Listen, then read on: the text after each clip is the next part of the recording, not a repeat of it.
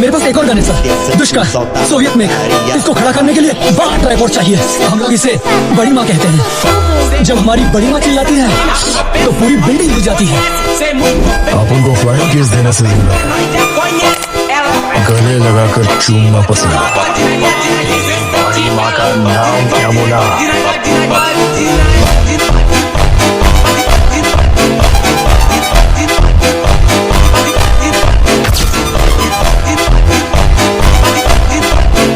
Like and subscribe.